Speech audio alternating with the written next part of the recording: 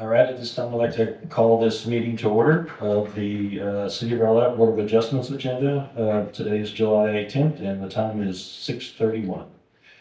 As authorized by Section 551071 of the Texas Government Code, this meeting may be convened into closed executive session for the purpose of seeking confidential legal advice from the city attorney on any agenda item herein. The City of Rowlett's Board of Adjustment reserves the right to reconvene, recess, or realign the regular session or call executive session or order business at any time prior to adjournment. So process for public input. If you're not able to attend in person, you may complete the citizens input form on the city's website by 3:30 p.m. the day of the meeting. All forms will be forwarded to the Board of Appeals prior to the start of the meeting. For in-person comments, registration forms, instructions are available inside the door of the city council chambers. This time we'll call the meeting to order. At this time, we'd like to ask citizens input. At this time, 3-minute comments will be taken from the audience on any topic. No action can be taken by the board during citizens input. Do you have anyone tonight wishing to provide citizens input? All right, nothing online as well? Okay, we'll move on to item number 3, consent agenda. Item 3A, consider approving the minutes for the Board of Adjustments meeting dated June 12th, 2024. A motion to approve the minutes.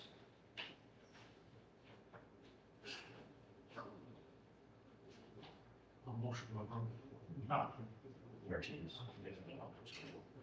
Move to approve. Do we have a second? I'll second the motion. All right, at this time, we will vote.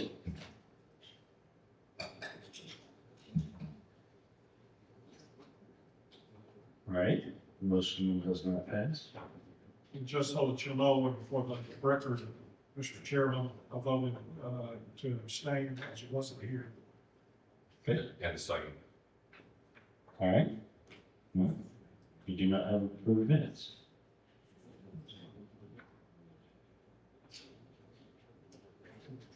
Just to be clear, you don't have to be here to vote on them. If you don't feel comfortable that the information is correct in the minutes, I understand that. I just want to make sure that you know. It didn't. No, Did not. we don't have any clear quorum vote. Then, Mr. Chairman, like I said, since I abstained originally because I was not here, but I don't know that there's any problems with the minutes since those motion was made and seconded by those that were. So I will change my vote to yes. So, minutes pass. Thank you. Thank you. Clarification.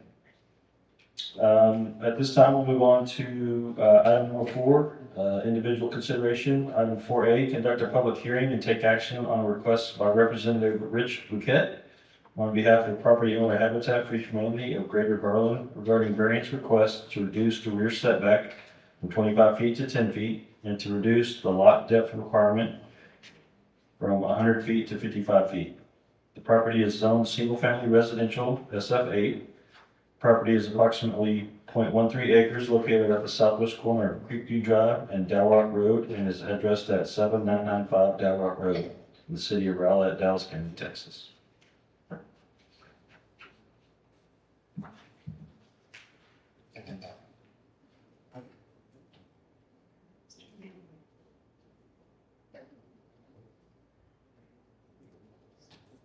Good evening, board members.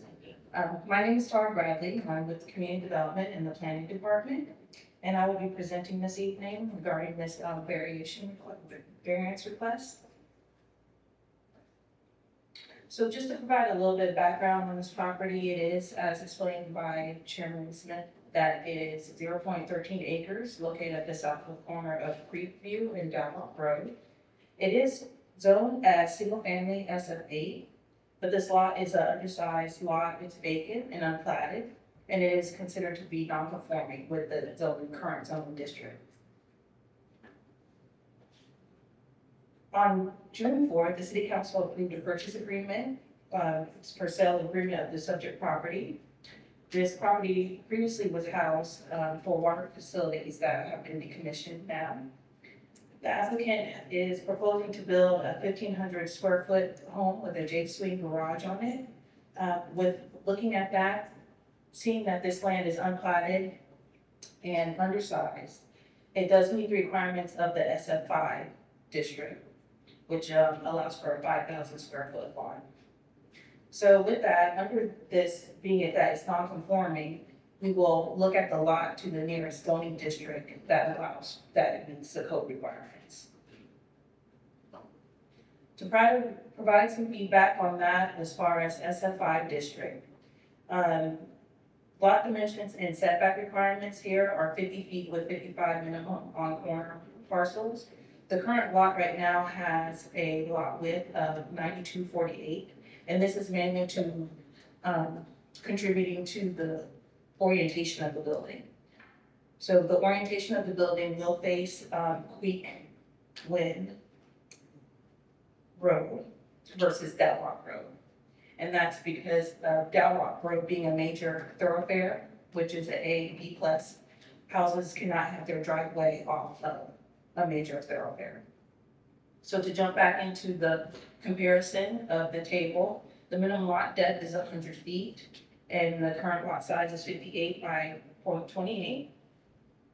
With the SF5 district, there was a 10-foot requirement, setback requirement in the front, and that's also with the current lot size when they're proposing to build a house that they would adhere to that 10-foot setback. Side setback is 5 feet, and current lot size would be 15 feet that they're requesting, and their rear setback 25 feet. And then also a minimum of 1,500 square feet for the structure that they propose to erect on the site. With that, the applicant is requesting relief with variances from 2 items here. Reduction in the lot size, lot depth, which is requirement of 100 feet to allow for a 55-foot lot depth. This would be a 45-foot reduction. The second request is a reduction to the rear setback requirement of 25 feet for a 10-foot rear setback.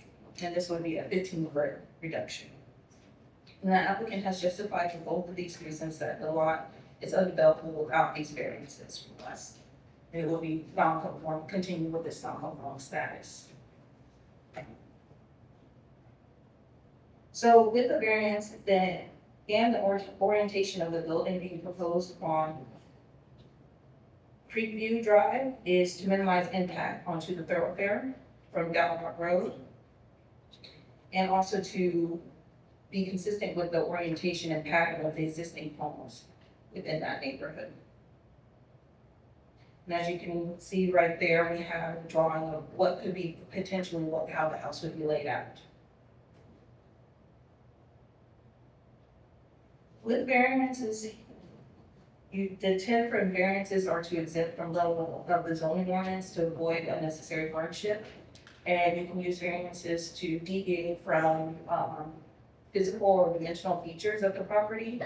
Under these circumstances, you can also exempt from setbacks, lot depth, and lot coverage as well. And in variances also, we would say it should not be contrary to the public interest, and it be granted in the spirit of the regulations. In instances, the board may recommend modifications to the application request, and the final action may exactly mirror the applicant's request during this process.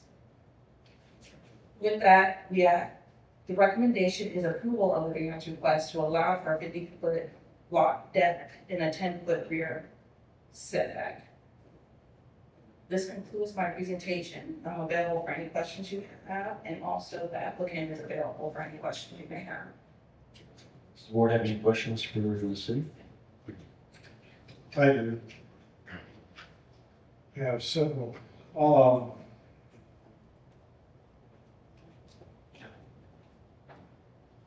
What does the master thoroughfare plan and the Tri-City thoroughfare plan show that Dalrock will be in the future? Currently, it is at its maximum potential in that area of Dalrock. Last I know of, it's supposed to be 4 lanes divided In that, in the master thoroughfare and the Tri-City. And that goes back years. So to clarify that, I think what you're thinking of is the part where it splits off to Princeton. Dialogue actually stops technically right there behind Tom Thumbs, and that small road off to the side is Dialogue that splits back towards Watergate. I think it's technically called Princeton.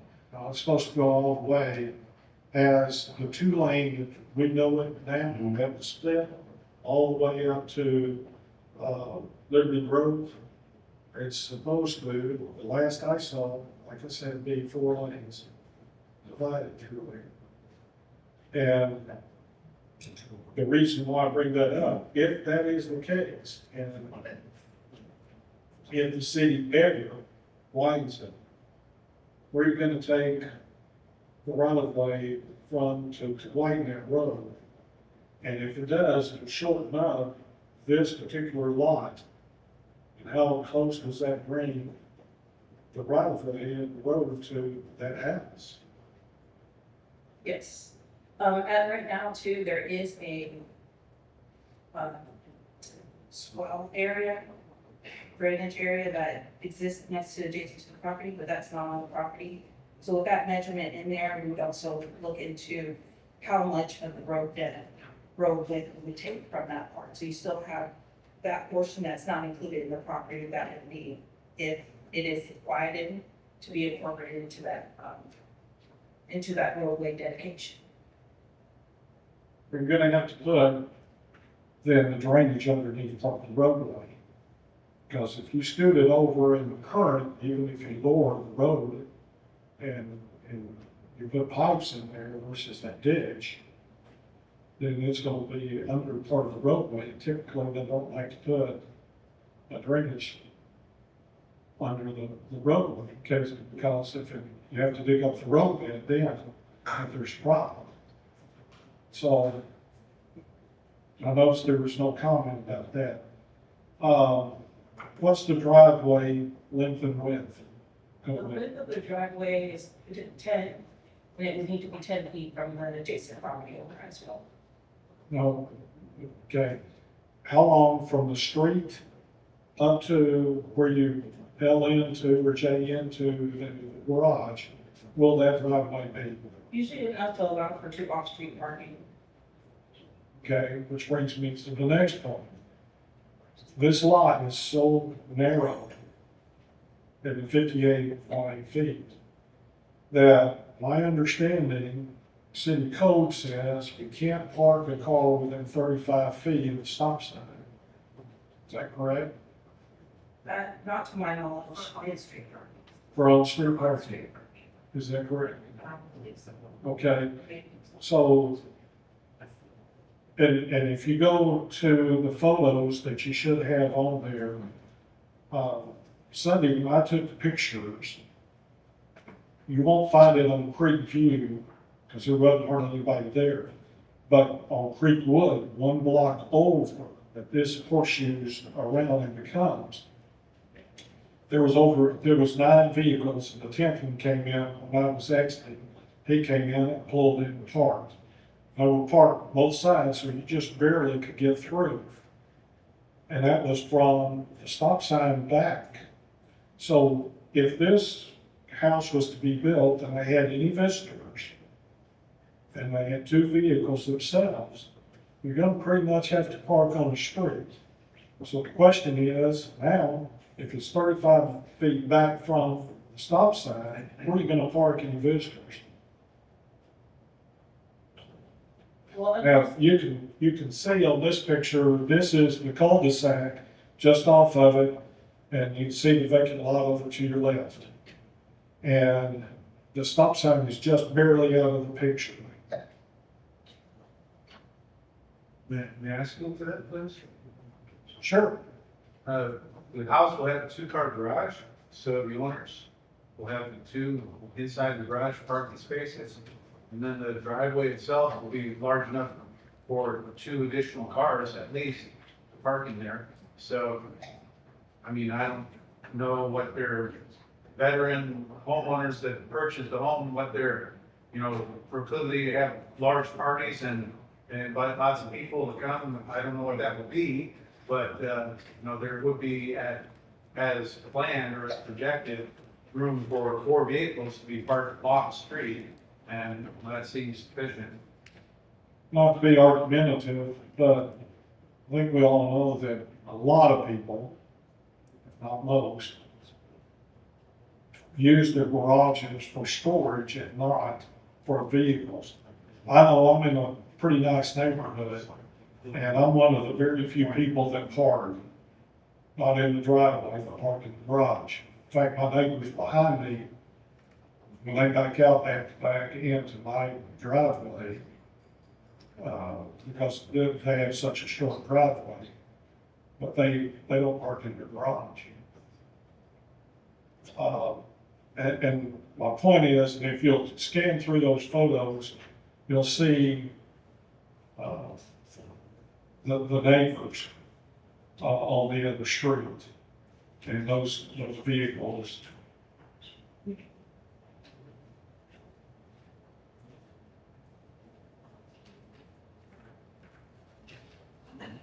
Can you just hit the little arrow there? There's a little arrow to the right and to the left. If you're going to the right, it should scroll those pictures.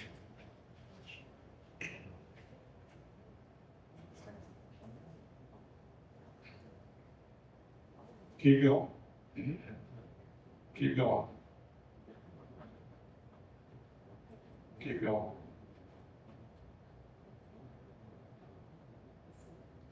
All right, there is the vehicles that's parked on the block, one block over.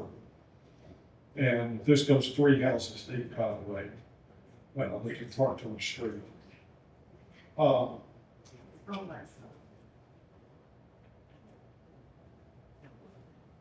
So, since the applicant was up here, is that gonna be a single story or 2-story house? It will be a single story house. Okay. And the facade?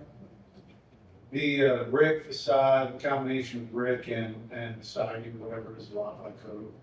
So it will fit in with the existing houses? Absolutely. It'll look better than the houses that are existing. We've already taken the pictures and surveyed the homes that are in. It'll be the best house on the street. Okay. And this is back to staff.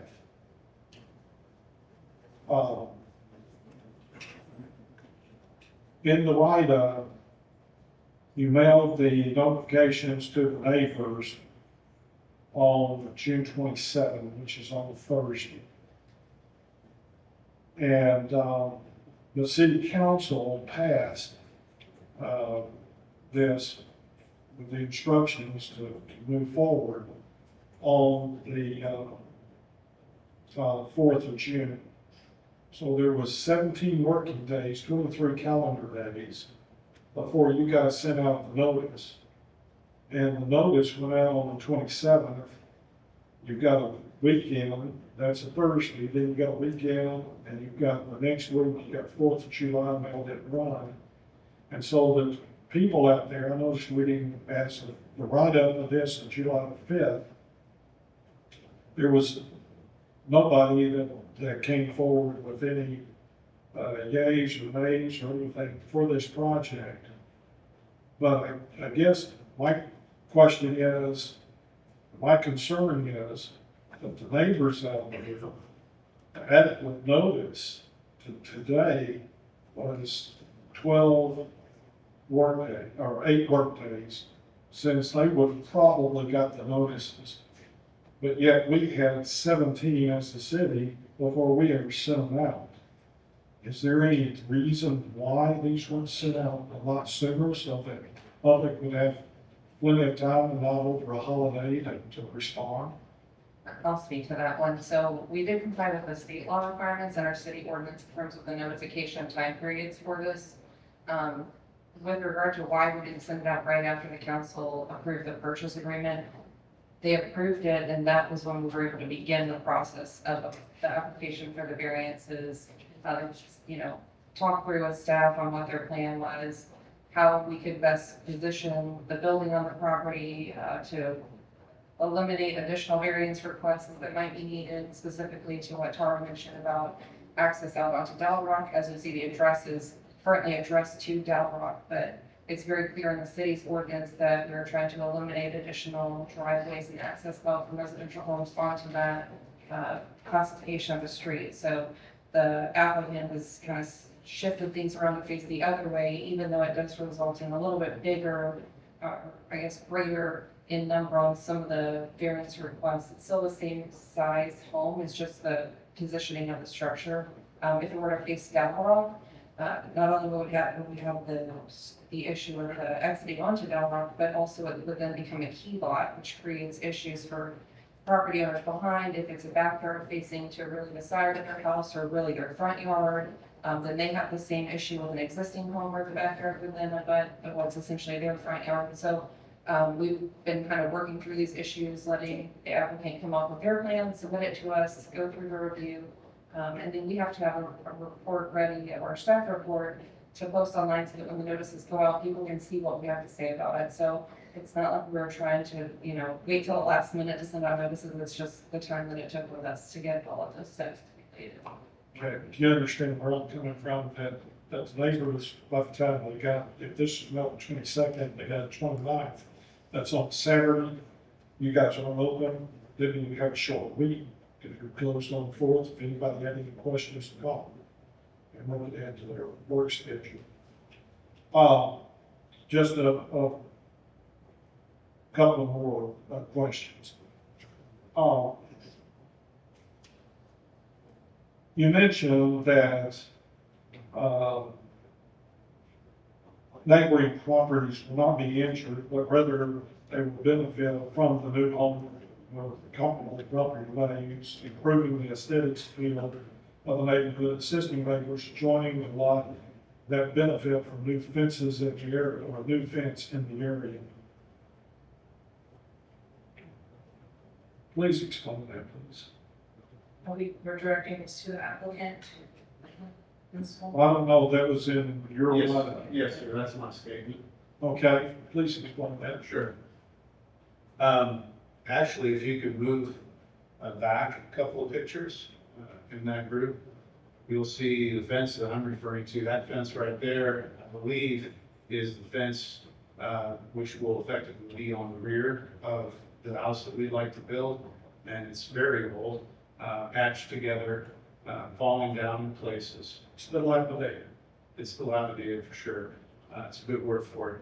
And so when we build this house, if we build this house there, we will partner with the homeowner, the adjoining homeowner, and we'd like to replace that fence to, replace it with a new cedar fence according to the Rowlett Development Code guidelines. I know there's some guidelines for fence height and that extending beyond the line of the home and such, but we'll work within all those guidelines. And so in terms of the remark about the fence, benefit from new fence areas, that's specifically what we're referring to. So your intent is to try to work with the guy that owns this dilapidated fence, maybe for him to go in with you to put up a new fence. Yeah, the way that we work, we sometimes use volunteer labor. Volunteer groups will come out, and that's a great project for them. So if the other homeowner can potentially pitch in some money for the materials, we can provide the labor and update that fence significantly for the whole neighborhood's benefit. And it's also a visual line from Dell Rock Road for all passers-by. So won't do anything for his fence that's parallel to Dell Rock Road, but for that portion that's perpendicular, it would greatly improve it. And then the rest of the homes in that street on Creekview and the cul-de-sac surrounding are all, for the most part, brick facade with a combination of brick and siding. And they're all probably in the 30 to 40-year-old range. And so this new home would be a significant improvement to the neighborhood and probably be the nicest looking home on the street. So that's why I think it will be a benefit to the neighborhood. Okay. And my last question, that I have is about, then if this is run up, you're the guy I need to ask the question. On the paragraph before that, the bullet point before that, you make a comment about these are, going to be enable veterans and or veteran families to purchase affordable home Rowlett. So you're involved with this is going to be a veteran's home. How do you guarantee that? Well, as part of our agreement with the city of Rowlett, our sale and purchase agreement, is that we must, that's the designated purpose for this house, would be for a veteran homeowner. We will not sell it to anyone other than a qualified veteran. So I know it was a city council meeting, this came up about another project. And as far as I was concerned, I never got a clear understanding of it.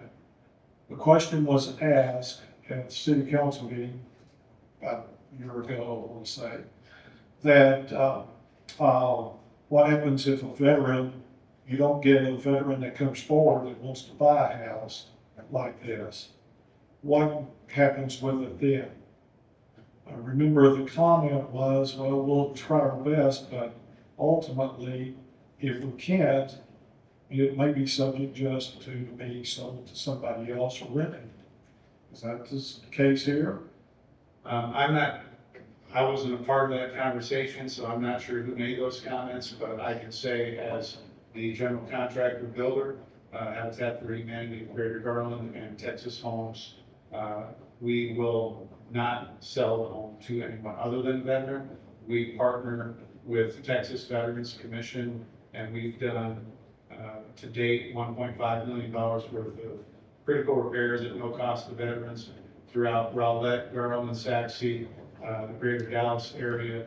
We're tied in with an organization that serves veterans in many different ways besides home repairs, and they refer veterans to us for those home repairs, but they also get veterans that are looking for home ownership opportunities. Also, VROC, the Veterans Resource Opportunity Center here in Rowlett, is partnering with us on this project. They're looking for a potential veteran homeowner. There are criteria. They have to be at 80% area median income or less to qualify for the home as an affordable product. But there are many veterans. There's over 13,000 veterans in Garland alone that are at or below the poverty level.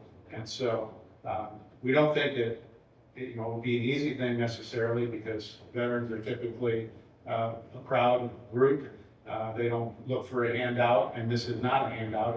It's a hand up to them. They do have to pay an affordable mortgage. But we go out and beat the bushes, and we find those that are in need. And I have no doubt that we're going to be able to find a veteran to live in this home. We're currently building or have plans to, should be finalized in August, building a 15-home pocket community for veterans in Garland, be under the same criteria, 80% AMI or less. And, it's part of our job to find veterans that will live there. But it's part of our contractual agreement with the city of Rowlett and the city of Garland as well, in that case, that we are selling these homes to veterans. This is a veteran designated project. Veterans are a protected class in the United States, so we're allowed to do that. It's not opposed to fair housing practices. But we are planning on putting the veteran in there, and we'll just pray that we find the right one. And on the resale? There is a contractual timeline of 5 years minimum, or I should say maximum, that if the veteran needs to exit the home within that 5 years, we will work with them to put another veteran. We have the right of first refusal. The city actually has the right of first refusal, but they would prefer that we exercise that, purchase the home back, and put another veteran in that home, if that's the case, if the veteran needs to vacate the home. But after 5 years, then it's kind of open. We try not to have too many constraints for too long a period of time, but for at least the first 5 years after the home is originally certificate of occupancy and sold to a veteran, For the next 5 years, we're gonna do everything that we can to keep them in that home or to replace them with another qualifying veteran. One of the ways we do that is through the incentives that we use. We subsidize to what degree we can, and we use deferred mortgages, where there's a portion of the sale, of the mortgage price rather, that is deferred until, after they pay off a certain portion of their first mortgage. And if they move out, before that happens, then from the sale of the property, they have to pay back that money. It's usually a large sum of money, so it's not, it disincentivizes them from trying to sell the house, rather than staying in, for an extended period of time. So what I'm understanding is first 5 years, you're in your contract, then you have the first right to take the house back if somebody To purchase the house. purchase it back. But after the 5 years, it's anybody does what happens. Yes, sir. Thank you. Thank you, Mr. Chairman. Any other, sorry, go ahead. I just wanted to add, I did confirm with the city manager's office that it's actually part of the agreement. So not that we don't believe the applicant, but I wanted you to hear it from the city side as well, that that was documented in the purchase agreement. Any other questions from the board, the city?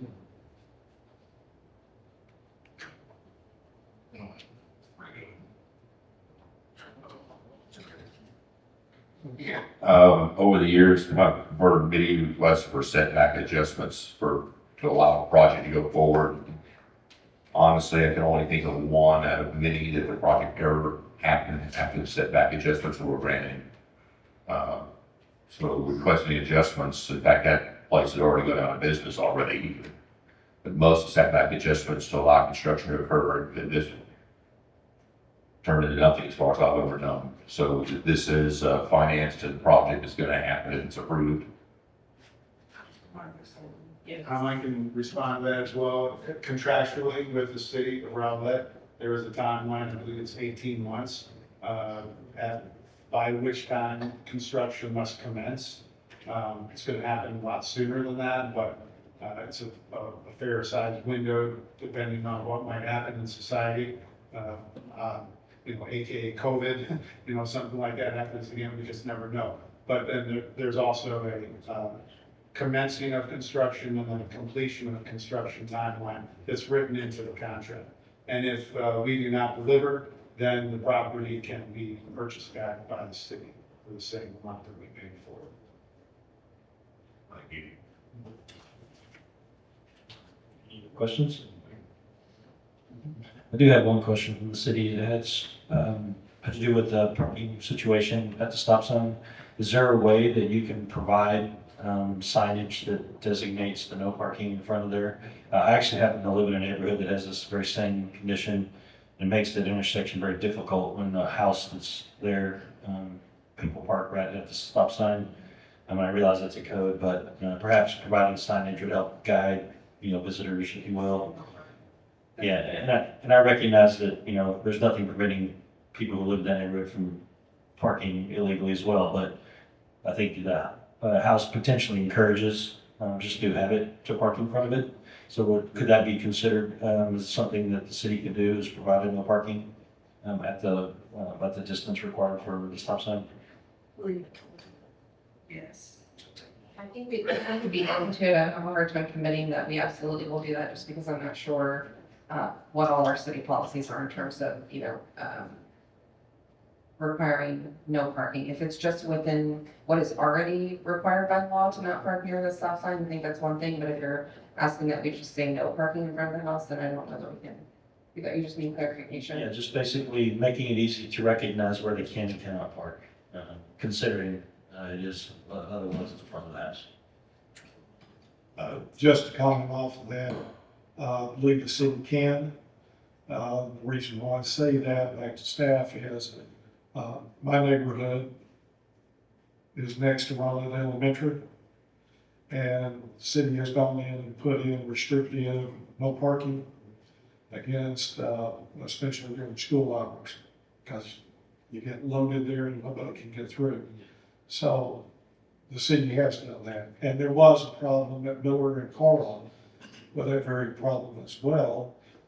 people parking so close to the stop sign, you couldn't see. It's a good thing you have traffic light, but if you're gonna make a right-hand turn on red, you have a problem with view points and getting down there.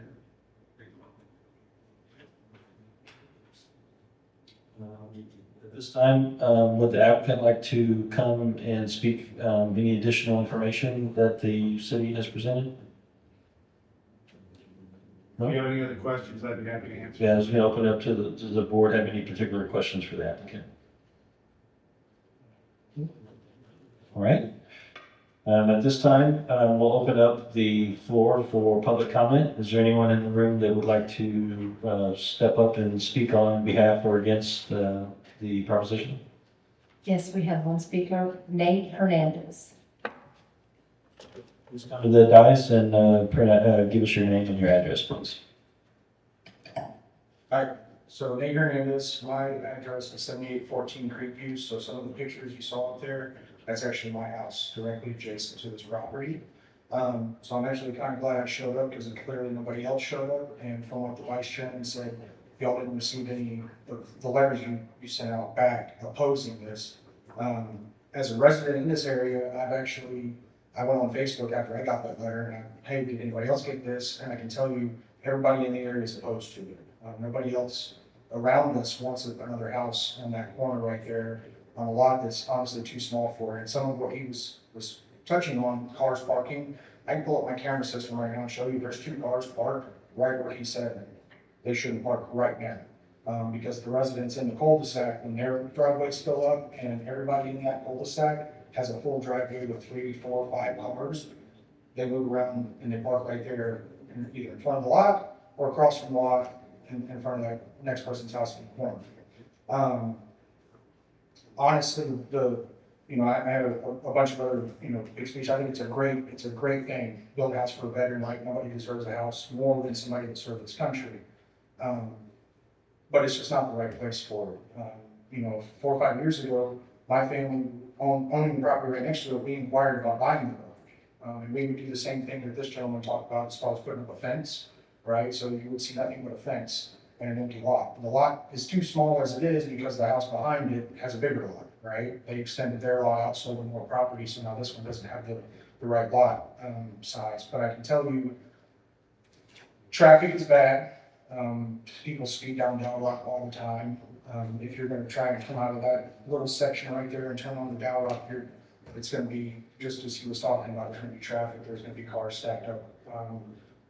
Dogs get out and run across Dowrock, people walk down Dowrock, people ride their bikes down Dowrock. Traffic tends to stack up probably more than we think. So honestly, like I said, it's really just not, it's a great idea, but it's not the best option for it, for that house to be put there. And from what I've put out and talked to my neighbors, I went and knocked on doors and stuff, everybody is opposed to it. Everybody that you send a letter to, and I understand what she's saying about, well, we needed the time to figure everything out, but 17 working days is a long time to not send out letters to the neighbors in there. I got mine, I think on July 3rd when I checked my mail, and like to his point, it was July 4th, I called and I said, hey, what is this about? And they said, oh, this is what it is, email it in.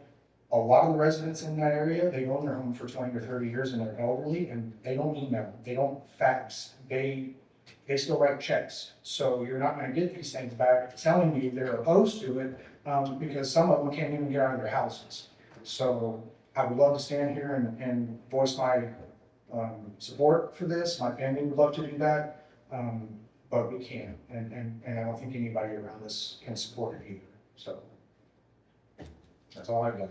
If you have any questions for me, I've lived there for 8 years, so I know the corner, I know the street, I know the neighbors, so. Any questions? No, I'll make a comment. You saw me snicker there. I write checks too, so. No, I'm just saying, like, I literally, I had to explain to one of my neighbors because she thought it was the empty house down Rock, right? There's a big empty house, and then behind it, there's another house. I don't know the address, but she's like, no, they're talking about that house down there. And I said, no. This is the address for the empty lot right next to us. So, it's within 500 feet of your house. So I guess the only other thing I have to say is I did mention in there, like, my family and I are actually still interested in buying that lot. If the city only wants to sell it to offload it and get rid of it, we're not planning on putting a single family structure on it and adding another family. We would just fence it in pretty much and leave it as is or absorb it into our backyard, basically. So, right? Thank you. Thank you. Any other public comments? May I respond, since I didn't use my Yes. response time before? I appreciate, the neighbor of the lot and his position. This is something we deal with all the time, is, everybody thinks what we do is a good idea, but they don't want it done, next to them or in their backyard. It's called NIMBY, not in my backyard. It's something that happens all the time, all across the United States. If you could put up you have the picture of the proposed lot site, right? The blue block that's in, actually the picture that showed the house, that's taking up the entire footprint of the site, which is larger than will actually be. The house, the way that we will build it, will be in parallel, even though we have a 10-foot setback that we can abide by on the front as compared to a 15-foot setback for the neighbor. The way that we're going to build the house is so that the house looks parallel to the rest of the street. The rest of the house is on the street. So as you look down, it won't look like it's out of place or too far out to the street. Where the house actually will extend is in the back. That is the reason for the variance, is asking for the variance on the depth of the lot and the rear setback. So the majority of the house will be going back into that space where we're requesting the variance. The front of the house out towards Dalrock there will still be quite a bit of land in between the house and actual Dalrock.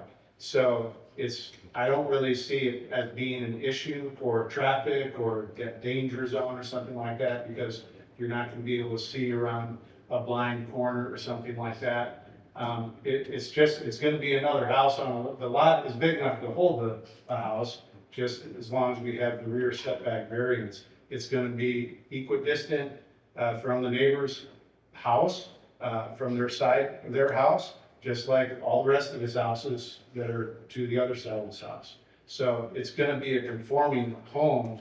I understand that they don't want perhaps the construction, or they don't want another neighbor in the neighborhood, but it's not, I'm not really sure what the reasons for it are, other than they just don't want another house there, because it's going to be a conforming home to the existing houses, to the line of existing homes that are coming on Creekview towards Dalrock.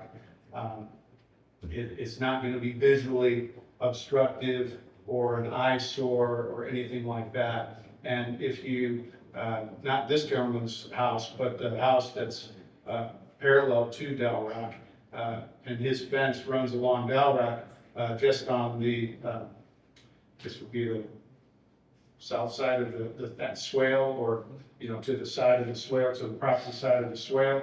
And then the fence runs right alongside there. So that's, coming way out towards Dalrock. This house would not come out nearly that far, and there would be no fence out in that area either. And if you did what the neighbor was suggesting, to put a fence from that neighbor's fence all the way across, that would create a visual impairment for people coming on Creekview to Dalrock to be able to see to the right at least, or to whatever direction that is. But I understand the gentleman's perspective really too, because NIMBYism is the biggest thing that we face when we're trying to build homes. But it is what it is. So, but thank you for your perspective.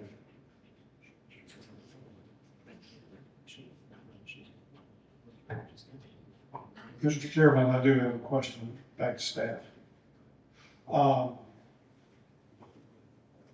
This neighborhood, as far as I know, goes back at least 35, 40 years. I think it was here when I moved here in '89. Why was that piece of property in an outlier from the rest of the neighborhood.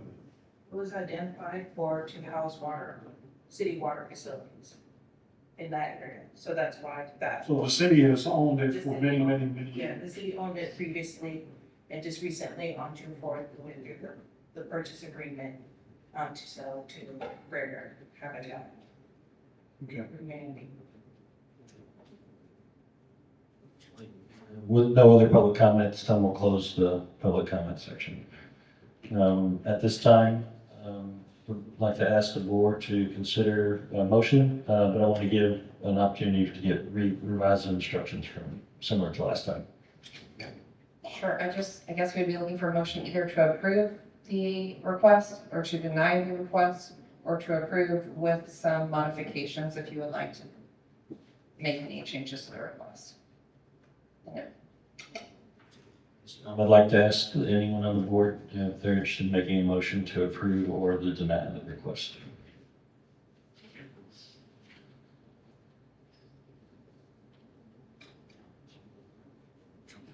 Mr. Chairman, typically by Robert's rules, you have a motion made second, then you'd have discussion. Doesn't seem like there's going to be a motion at the time. Is there a place for discussion before a motion is made? Yes. Okay. I struggle with this. I certainly understand the applicant, and I certainly understand veterans, having veterans. I'm not one, but I have veterans all through my family, close ones.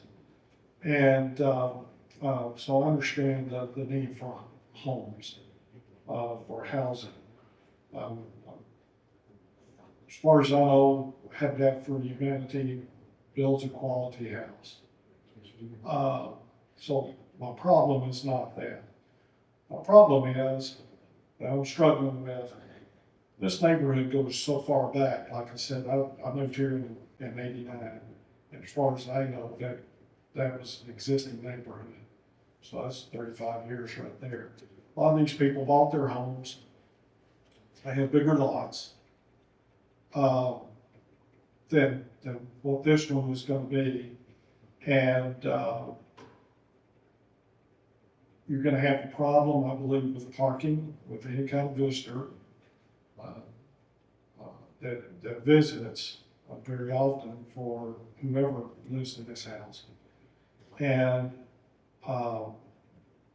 it's just not, it's not the same as if it was a lot a block down. If this house was, this lot was an constructed lot, developed lot, 3 doors down, I wouldn't have a problem with it at all.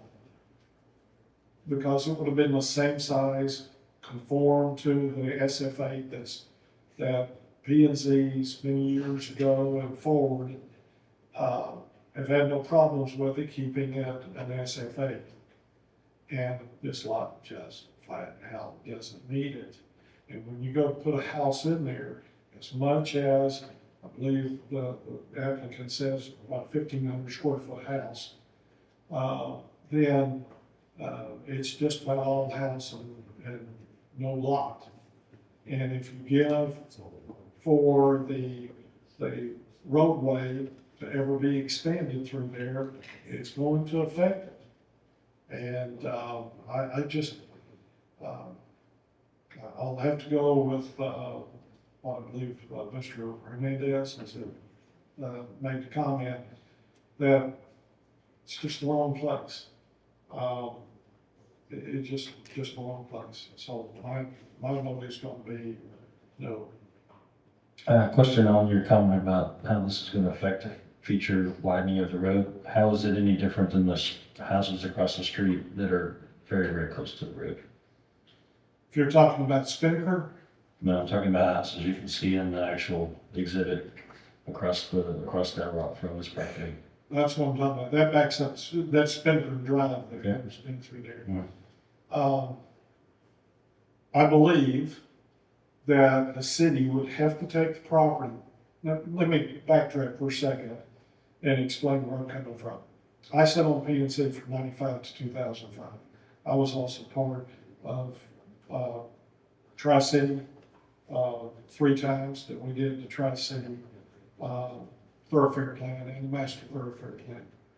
That's where I'm coming from. And the discussion we had even back then was that because the way it was done, you're gonna have to go and take the right of way a little bit from one side and a whole lot from the other side. Because some of the houses back off the street further, like in this subdivision, than they do in Spinnaker across the street. Those houses are backed almost to their fences across the street. And it's not gonna be any good way to do that, in my opinion, but I know that we had talked about it even back then, and the right of way would have been, as I recall, 110 feet for a 4-lane divided street. So I was kind of trying to look at some of this in case you had questions for us about the future connection. Martine found on the thoroughfare plan, it shows the ultimate at 85 feet and currently it's 60 foot of right of way. I was just trying to look in and see from the center line of the roadway, it's closer to 38 to 40 feet on this side. So I'm not sure, I can't speak to what future plans would be on where there may need to be additional right of way acquisition. But if we were talking about in planning this lot, we would request some additional right of way. It would not be significant based on what I'm saying, about 10 feet probably. And there's no request for variance on the width of the lot as it's proposed to be positioned right now. So they would have adequate space to still meet the setbacks on both sides and give the additional right of way there. So the plan is, at some point, it could be widened, or should be widened. It does show that on the thoroughfare plan, correct? Okay, any other comments? Go.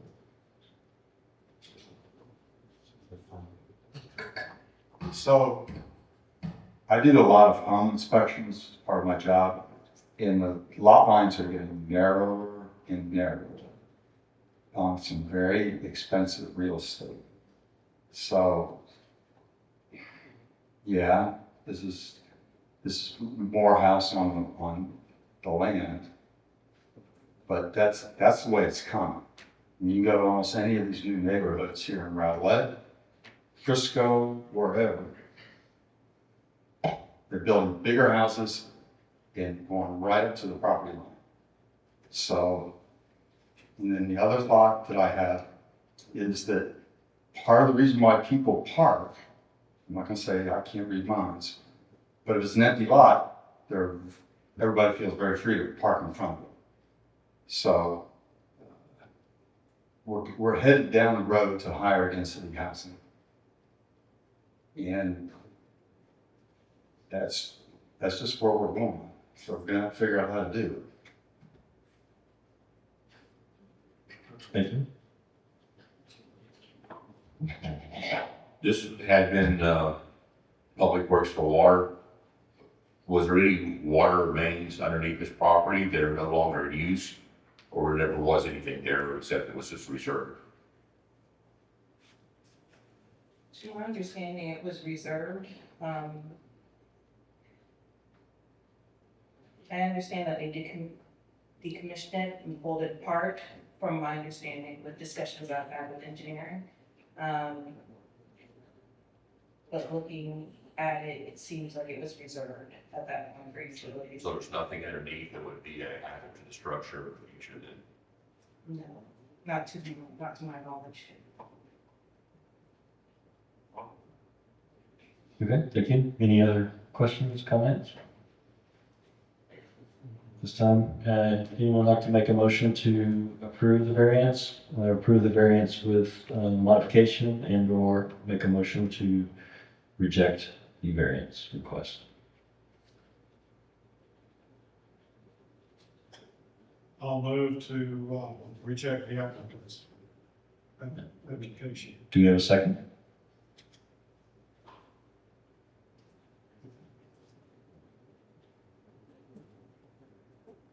Okay.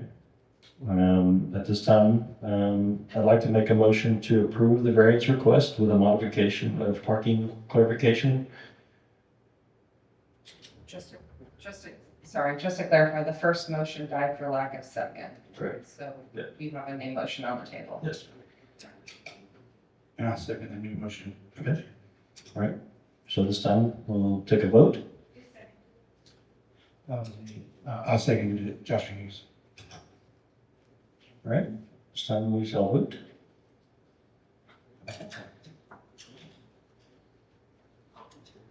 All right. Votes are in and the motion passes. Okay. And at this time, we have no other agenda items, so we will close the meeting at 7:26. The meeting is adjourned.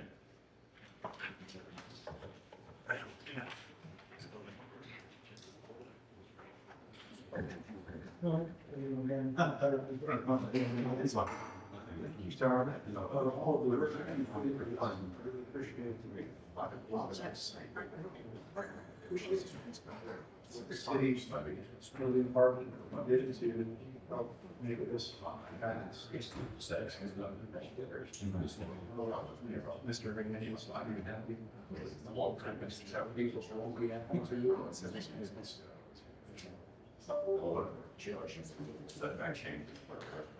Oh, I did? Okay.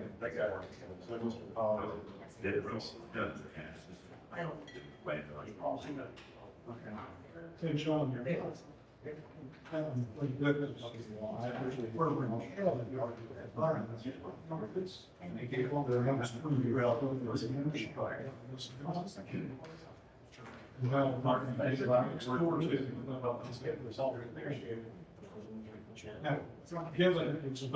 Appreciate all your time, and thank you for your consideration. I hear this all the time. The only good thing is they didn't get a green concrete block building. It's got water. Yeah, I've got. $1 billion one, so. They're going.